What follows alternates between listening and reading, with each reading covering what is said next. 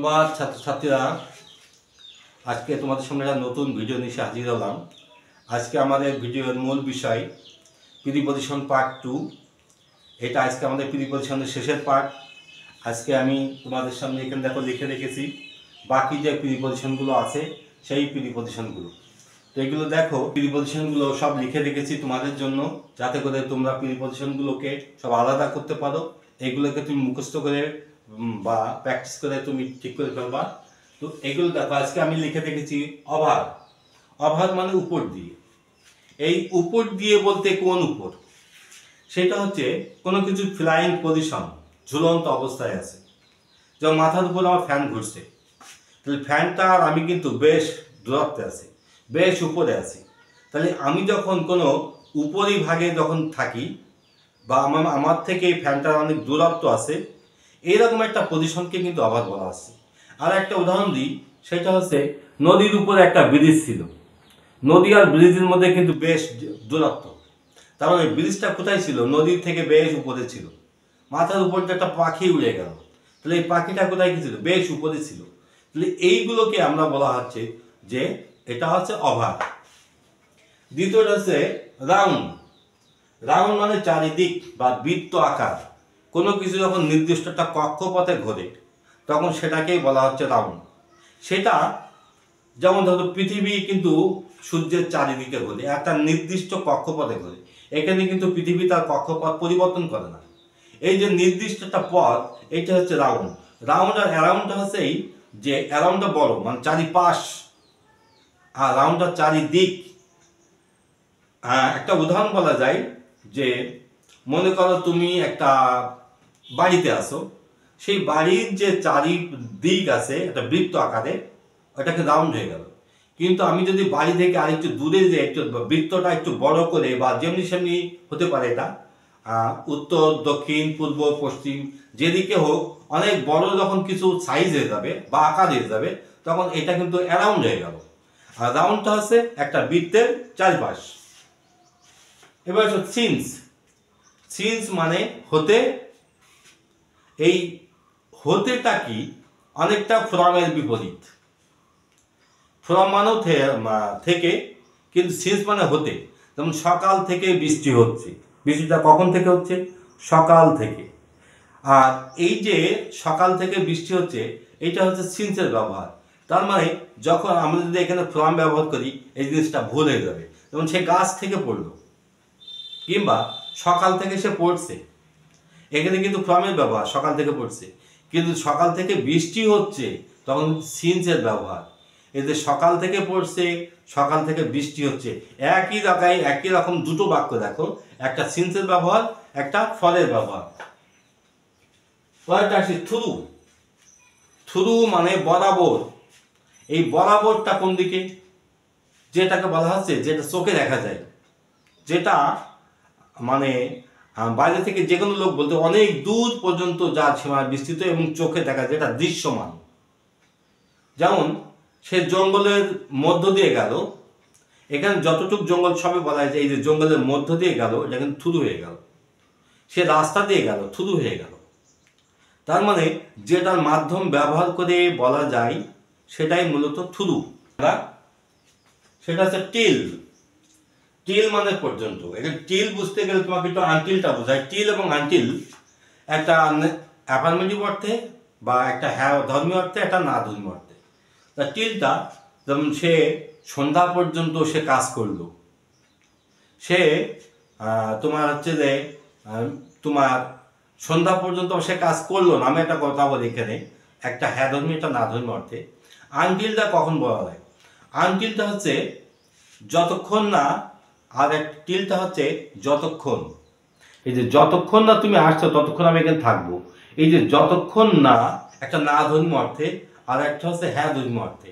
অর্থাৎ টিলটা ব্যবহার করা শিখলে তুমি আনটিলটা ব্যবহার করতে পারবা। টিলটা মানে পর্যন্ত, এটা তোমাকে এইটাই তুমি মনে রাখো, টিল মানে পর্যন্ত। তাহলে সেটা কোন পর্যন্ত? যে কোনো একটা জায়গা, একটা টাইম, একটা তোমার একটা গন্তব্য, সেই গন্তব্য পর্যন্তটা মূলত এখানে টিল। এবার হচ্ছে আপ টু, এটাও পর্যন্ত। এই আপ টুটা কি? আপ টুটা কিন্তু টিলের মতো না।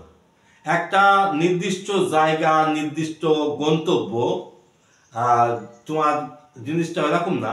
মনে করো কোনো ছেলে বা মেয়ে ক্লাস 8 পর্যন্ত পড়েছিল, তার বেশি কিন্তু যায়নি সে। 8টা কিন্তু তার সীমাবদ্ধতায় শিখেছে। কেউ একটা লম্বা রাস্তায় যাচ্ছে, মাঝপথে ব্রেক হয়ে গেল, এই যেখানে যে ব্রেক হয়ে গেল সেখানে সে আপ টু হয়ে গেছে। আশা করি আমি বিষয়টা তোমাকে বোঝাতে পারছি। যেখানে গিয়ে সে থেমে যায়, বা যে পর্যন্ত যাওয়ার কথা ছিল সে পর্যন্ত যায়নি, মাঝপথে থেমে গেছে, এই মাঝপথে থেমে যাওয়াটাই কিন্তু আপ টু। পরেরটা আন্ডারনিথ, মানে নিম্নে। আন্ডারনিথটা অনেকটা বিনিধির মতন। বিনিধটা যেমন, বিনিধটা কেমন ছিল? বিনিধটা হচ্ছে যেমন ধরো তুমি উপরতলায় ছিলে, আর তোমার আরেকজন প্রতিবেশী নিচ তলায় আছে। যে নিচ তলায় আছে সে আসলে আন্ডারনিথ হয়েছিল। অর্থাৎ এই যে নিথ, আন্ডারনিথ মানে কি উপরের থেকে একটু নিচেই, এই যে নিচেই, এটাই হচ্ছে আন্ডারনিথ। অনেকটা বিনিধের মতো। বিনিধটাও যেমন, এটাও ঠিক তেমন, প্রায় একই রকম, সেম। তবে এই প্রিপজিশনগুলো খুব কম ব্যবহার করা হয়। এটা মাঝে মাঝে তোমার দেখা যায়। যেগুলো কমন প্রিপজিশন, যে প্রিপজিশনগুলো ছাড়া আমরা চলতে পারি না, সেই প্রিপজিশনগুলোকে তুমি একটু বেশি আলাদা করবা। আর যেগুলো তোমার একটু আনকমন আছে, যেগুলো ব্যবহার একটু কম হয়, ওগুলো তুমি আলাদা করে ফেলবা। তারপরে তুমি এইভাবে তোমার যে এডুকেশন পার্ট আছে, তুমি আগে বাড়িতে বসে বসে তোমার জন্য কি কি প্রয়োজন সেইগুলো তুমি জোগাড় করে রাখবা। তুমি যত বেশি জোগাড় করবা বা জোগাড় করে রাখবা, তোমার ব্রেনটা তত বেশি সাপ্লাই দেবে। আনটিলটা তো বললাম। আনটু, কোনো ব্যক্তি বা বস্তু অভিমুখে যাওয়া। এখানে বলা হচ্ছে যে ধরো তাকে আমি মানিক মিয়া এভিনিউতে দেখলাম, একটা মানে নির্দিষ্ট জায়গা কিন্তু বলা হয়েছে, কিংবা তাকে চেয়ারম্যানের দিকে যেতে দেখলাম। এই যে চেয়ারম্যানের দিকে যেতে দেখলাম, এটা কিন্তু একটা মাধ্যম বলে দেওয়া হয়েছে, একটা কি বলে একটা নির্দিষ্ট কিন্তু জায়গা এখানে ঠিক করে দেওয়া হয়েছে। বা ব্যক্তি হোক বস্তু হোক, যখনই এটা নির্দিষ্ট অভিমুখ হবে, নির্দিষ্ট দিক হবে, তখনই আমরা এটাকে বলি আনটু। ওকে, এইবার এসো আপন। আপন মানে উপরে। তো আপন আর অন অনেকটা দেখতে কিন্তু একই রকম। তো অনটা হচ্ছে সমান্তরাল পজিশনে বসে, আপনটা কিন্তু সমান্তরাল না, কিন্তু তার উপরে নির্ভরশীল। এক কথায় যখন নির্ভরতা আসে তখন আপন বসে। আবার এরকম বলা যায় যে তোমার গালের উপরে একটা মশা বসেছিল, আসলে এই মশাটা কিন্তু আপন হয়েছিল। আর মশাটা যদি মাথার উপরে বসতো তাহলে কিন্তু আপন হতো না, তখন কিন্তু অন হয়ে যেত। তো অন আর আপনের মধ্যে যে সূক্ষ্ম পার্থক্য আছে, এই পার্থক্যগুলো তুমি আস্তে আস্তে প্র্যাকটিস করতে করতে তুমি ধরে ফেলবা। আমি একটু আরেকটু উদাহরণ দিই। যে সে মনে করো যে বাবার উপর নির্ভরশীল, কিংবা এডুকেশনটা ফুল ইংরেজির উপর নির্ভরশীল। এই যে এডুকেশন বেসড আপন ইংলিশ, এই যে বেসড আপন, বেসড অন, এখানে বেসড আপন কেন হলো? অন না বসে কেন আপন বসলো? কারণ এই জায়গাটায় তোমার এডুকেশনটা ইংরেজিকে মাধ্যম করে ফেলেছে। এই যে বিষয়টা, যে এডুকেশনটা হচ্ছে বেস্ট আপন ইংলিশ, এই যে বেস্ট আপন, তার মানে ইংরেজি ছাড়া এখানে সে চলতে পারছে না। যখন এই ধরনের নির্ভরশীলতা আসবে তখন এটা আপনটা বসে। এবার আসে উইথ, সাথে, সহ, দিয়ে, নিয়ে। নিয়েটা ব্যবহার হয়, আমি নিয়েটা লিখতে ভুলে গেছি। সাথে, সহ, দিয়ে, নিয়ে। তো এখানে দেখো সাথে, সহ, দিয়ে, নিয়ে, এই কথাগুলো তুমি যে এই যে সাথে আগে ব্যবহার করো। সাথে, আমি বন্ধুদের সাথে পিকনিকে গিয়েছিলাম, আমি কি ব্যবহার করলাম? উইথ ব্যবহার করলাম। আমি তোমাকে সহ কলেজে যাব, কি ব্যবহার করলাম? উইথ ব্যবহার করলাম। আমি কলম দিয়ে একটা ছবি আঁকলাম, বা পেন্সিল দিয়ে একটা ছবি আঁকলাম, আমি কি ব্যবহার করলাম? একটা প্রিপজিশন ব্যবহার করলাম, উইথ ব্যবহার করলাম। তাছাড়া আমি তোমাকে নিয়ে পিকনিকে যাবো, একই কথা। সবাই আমরা যেভাবে ব্যবহার করি, এই যে যে প্রিপজিশন করা, আমি বাংলায় তোমাকে আলাদা করে এক এক করে জিনিসটা বের করেছি, আলাদা করে দিচ্ছি যে কোনগুলোকে বা সাধারণত প্রিপজিশন বলা হচ্ছে। এবার এসো উইদাউট। উইদাউটটা ঠিক অনেকটা অ্যাকসেপ্টের বিপরীত। যেমন মাকে ছাড়া আমি পথ চলতে পারবো না, এই যে মা আমার একমাত্র অবলম্বন, মা এখানে অ্যাকসেপ্টটা ব্যবহার হবে। কিন্তু কলম ছাড়া লেখা যায় না, এখানে কিন্তু অ্যাকসেপ্ট না, উইদাউট। এই যে উইদাউট পেন, তার মানে উইদাউটটা হচ্ছে এরকম যেটা একদম ছাড়াই, যার কোনো দরকার নেই, ছাড়া। কিন্তু অ্যাকসেপ্টটা তা না, ওইটা না হলে চলবে না। অ্যাকসেপ্ট আর উইদাউট, তার মানে অ্যাকসেপ্টটা হচ্ছে ওটা অতি প্রয়োজনীয় জিনিস, যেটা ছাড়া আমি চলবো না। যেমন ধরো গান ছাড়া সে থাকতে পারে না, তো সে জীবনযাপন করে, কিন্তু গানটা এখানে মুখ্য ভূমিকা পালন করছে, তার মানে অ্যাকসেপ্ট মিউজিক, এখানে মিউজিকটা তার একমাত্র অবলম্বন। কিন্তু আমি যদি উইদাউটটা ব্যবহার করি, মিউজিকটা একেবারেই বাদ চলে গেল। আশা করি আমি জিনিসটা বোঝাইতে পারছি যে গান ছাড়া সে বাঁচতে পারে না। উইদাউট যদি এখানে ব্যবহার করি উইদাউট মিউজিক, তারপরে এখানে গানটার পরে অত গুরুত্ব দেওয়া হবে না, অ্যাকসেপ্টটা আছে, গুরুত্ব দেওয়াতে বোঝাচ্ছে, আর উইদাউটটা গুরুত্ব অতটা দেওয়া হচ্ছে না। উইদিন, সীমার মধ্যে, কোনো কিছু নির্দিষ্ট একটা সীমা আছে, যে তুমি 5টার মধ্যে এখানে চলে আসবে, টাইম বেঁধে দেওয়া হলো, তুমি 5টার মধ্যে এখানে আসবা। তাহলে এখানে কি ব্যবহার হলো? এখানে ব্যবহার হলো উইদিন। তার মানে যখন কোনো কিছু টাইমের মধ্যে বেঁধে দেওয়া হবে, তাহলে সেটাই হচ্ছে উইদিন। যেমন 3 ঘন্টার মধ্যে তুমি লেখা শেষ করবা, যেহেতু আমরা পরীক্ষা দিই 3 ঘন্টা, তো এই 3 ঘন্টার মধ্যে একটা টাইম বেঁধে দেওয়া আছে। দেখো এই যে টাইমটা বেঁধে দেওয়া, এইটা হচ্ছে উইদিন। দেন চে, এটা সাধারণত তুলনার ক্ষেত্রে বোঝায়। তো এখানে যে আমরা বিশেষ করে এখানে ফ্রমের ব্যবহারটা দেখি, আসলে এখানে ফ্রম এটা দেন, দেন মানেই তুলনা। যেমন সে তার চেয়ে লম্বা, তার সে, এই যে then him, then my father, then your friend, এই যার আগে তুমি দেনটা লাগাও তার থেকে এটা চেয়ে হয়ে যাবে, মানে এটা তুলনা হয়ে যাবে।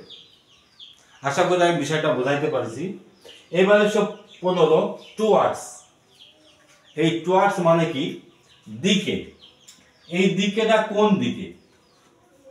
একটা নির্দিষ্ট কোনো অভিমুখ, নির্দিষ্ট কোনো জায়গা, নির্দিষ্ট কোনো লক্ষ্য। যেমন আমি তাকে স্কুলের দিকে যেতে দেখলাম, কোথায় দেখলাম? স্কুলের দিকে। সে তো স্কুলের দিকে যাচ্ছিল বলে মনে হলো, কিন্তু আমি শিওর না সেই স্কুলে গেছে কিনা। এই যে স্কুলে একটা দিক, এটা অনুমান করে বলা হলো, এই অনুমান করে বলাটাই কিন্তু মূলত টুয়ার্ডস। কিন্তু যখন আমি যদি কাউকে একটা নির্দিষ্ট দিকেই যেতে দেখতাম, ওটা কিন্তু টু হয়ে যেত। এই টু ওয়ার্ড আর টু ওয়ার্ডস, টু আর টু ওয়ার্ডস, দেখো শব্দ দুটো। এখানে তোমাকে আমরা টুটা লিখতে ভুলে গেছি মনে হয়, টুটা বাদ পড়ে গেছে, 16 নম্বর টু। এখানে টুটা লিখি, টু। টু মানে এখানে তে বা প্রতি।